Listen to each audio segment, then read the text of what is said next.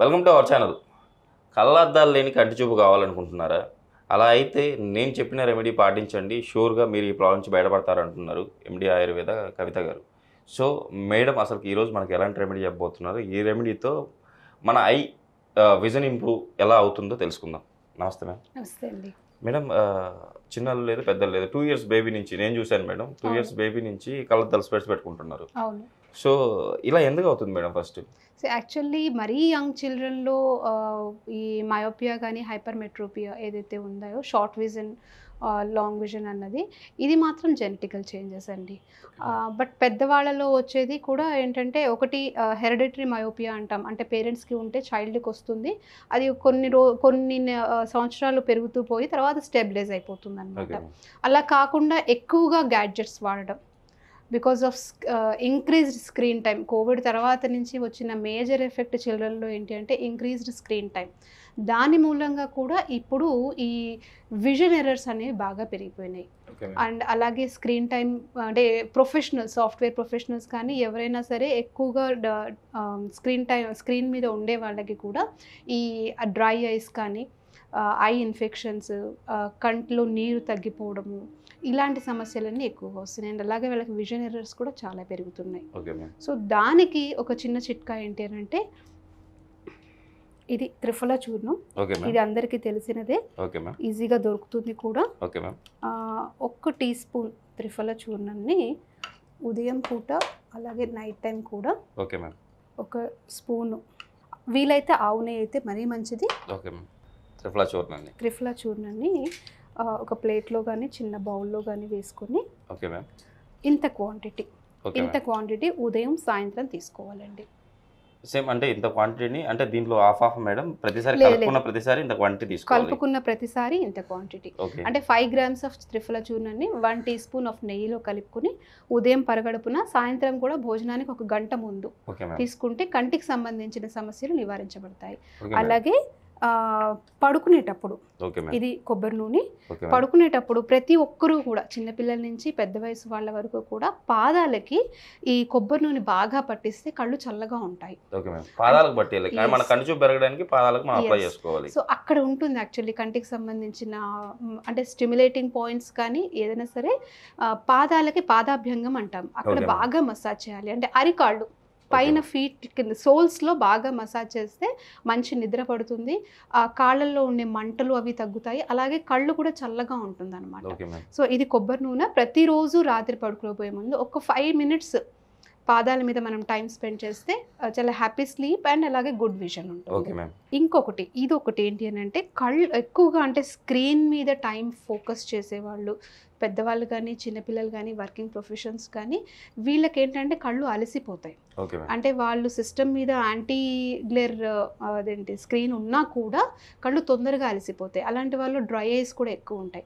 So వాళ్ళకి చిట్కా ఏంటి అని అంటే, just 1 spoon of almond oil కంటి చుట్టూ ఒక సర్క్యులర్ మసాజ్ అంటాము, ఒక 2 to 3 minutes పాటు కంటి చుట్టూ సర్క్యులర్ మసాజ్ చేసుకుంటే కూడా కంటి యొక్క కండరాలు బలాన్ని పొందుతాయి అండ్ ఐస్ రిలాక్స్ అవుతాయి.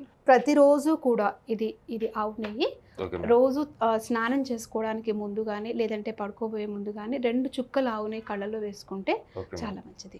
Okay madam. మేడం ఇంకొకటి, మనం అంటే ఈ రెమెడీని పాటిస్తున్నాం. నైట్ మార్నింగ్ అయితే తినక ముందు మనం త్రిఫలా అండ్ నెయ్యి మిక్స్ చేసుకొని మనం తింటున్నాము.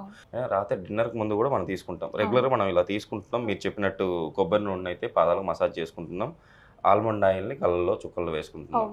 బట్ ఈ రెమెడీతో పాటు మనం ఎలాంటి ఫుడ్ తీసుకుంటే విజన్ ఇంప్రూవ్మెంట్ ఉంటుంది? యాక్చువల్లీ ఏంటి అని అంటే, బాడీకి కూలెంట్గా ఉండే వస్తువులు ఎక్కువ తీసుకోవాలండి. బాడీలో వేడి తత్వం అనేది పెరిగితే అది కళ్ళకి మంచిది కాదు. వేడి తత్వం ఎప్పుడు మనం తినే ఫుడ్స్ లైక్ ఇప్పుడు బిర్యానీ ఉంటుంది, అంటే ఏదైనా సరే వేడి చేసే పదార్థాలు, పచ్చళ్ళు కానీ, స్పైసీగా ఉండే foods, non vegetarian, biryani, whatever, panipuri, ఇలాంటివన్నీ కూడా ఏంటంటే బాడీకి వేడి చేస్తాయి. బాడీకి వేడి చేసే పదార్థాలు కళ్ళకి అస్సలు మంచిది కాదు. కళ్ళకి ఎప్పుడు కూడా చల్లగా ఉండాలి. మీరు ఎప్పుడైనా గమనించండి, పార్క్కి వెళ్ళినప్పుడు చెట్ల మధ్యలో ఉంటే కళ్ళకి చాలా హాయిగా ఉంది అనిపిస్తుంది. అలాగే ఎండ వేడికి వెళ్తే మనం కూలింగ్ పెడతాం, because we have to protect ice from hard sunlight. Okay ma'am. So అలాగే ఈవెన్ మనం తినే ఫుడ్స్ కూడా బాడీకి చల్లదనాన్ని చేకూర్చాలి. ఎక్కువగా వాటర్ ఇంటేక్ బాగా ఉండాలి. ఫ్లూయిడ్స్ కానీ, జ్యూసెస్ కానీ, ఫ్రెష్ వెజిటబుల్స్ కానీ, వైటమిన్ ఏ ఎక్కువగా ఉండే వెజిటబుల్స్ తీసుకోవాలి. అందరికీ తెలుసు ఆకుకూరల్లో ముఖ్యంగా పాలకూర, తోటకూర ఇవి బాగా ఉంటాయి. అలాగే ఫ్రూట్స్కి వచ్చేసరికి మస్క్ మెలన్, క్యాంటలోప్స్ అంటాము, దాంట్లో వైటమిన్ ఏ కంటెంట్ బాగుంటుంది. అలాగే చాలా మందికి తెలియదు, pineapple is also very very good for eye sight. So ఇలాంటి ఫుడ్స్ మనం తీసుకుంటూ బాడీ కూలెంట్స్ని ఎక్కువగా పెంచుకుంటూ ఉంటే మన కళ్ళు పెద్దగా ఇబ్బంది పడవు. స్క్రీన్ టైంని కూడా అట్ ద సేమ్ టైం తగ్గించుకోవాలి. అండ్ అలాగే 8 hours of rest are sleep is mandatory.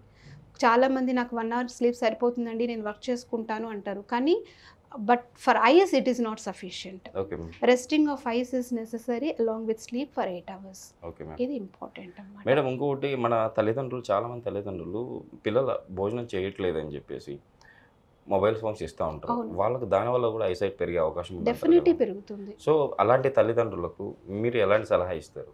పిల్లవాడు అన్నం తినట్లేదు, రేపొద్దున బలం ఉండదు, ఓపిక ఉండదు, చాలా అంటే నీరసించిపోతాడు అని అనుకుంటున్నారు, కానీ they are making a very bad habit to the children. Screen వలన మంచి ఎంత ఉందో చెడు కూడా అంతే ఉంది, అది అందరికీ తెలుసు. పిల్లలు అన్నం తినట్లేదు అని చెప్పి మొబైల్ ఇచ్చిన తర్వాత వాడు ఏం తింటున్నాడో కూడా తెలియని పరిస్థితి. ఏదో నవ్వులుతూ ఉంటాడు, కానీ అన్నం మీద శ్రద్ధతో తినే అవకాశం ఉండదు. అన్నం ఏం తింటున్నామో తెలియాలి, ఎంత నవ్వులాలో తెలియాలి, దాని మీద శ్రద్ధ ఉన్నప్పుడే అది ఒంటికి పడుతుంది. అది చిన్నపిల్లలకు కానీ పెద్దవాళ్ళకి కానీ. చాలామంది అంటారు టీవీ చూస్తూ తింటున్నాము అని, బట్ తినే క్వాంటిటీ ఎక్కువ ఉంటుంది, తక్కువ ఉంటుంది. అలా అంటే సమతులం అనేది కోల్పోతాం మనం. సో టీవీ తింటూ ఒక 2 ముద్దలు ఎక్కువ తింటాం, అది కూడా అవసరం లేదు శరీరానికి. అలాగే కొన్నిసార్లు తక్కువ తింటాం, చకచక తినేస్తాం. అది కూడా కాకుండా సమతులంగా అసలు కంచంలో కూర పప్పు ఉన్నాయా లేదా అన్నీ కలిపేసుకుని తింటున్నామా అన్నది జ్ఞప్తి అనేది పోతుంది అనమాట మొబైల్ చూడడంలో, టీవీ చూడడంలో. అలా కాకుండా అందరూ కూర్చుని కబుర్లు చెప్పుకుంటూ తింటే అది శరీరానికి మానసికంగా కూడా చాలా మంచిది. It is healthy in both ways.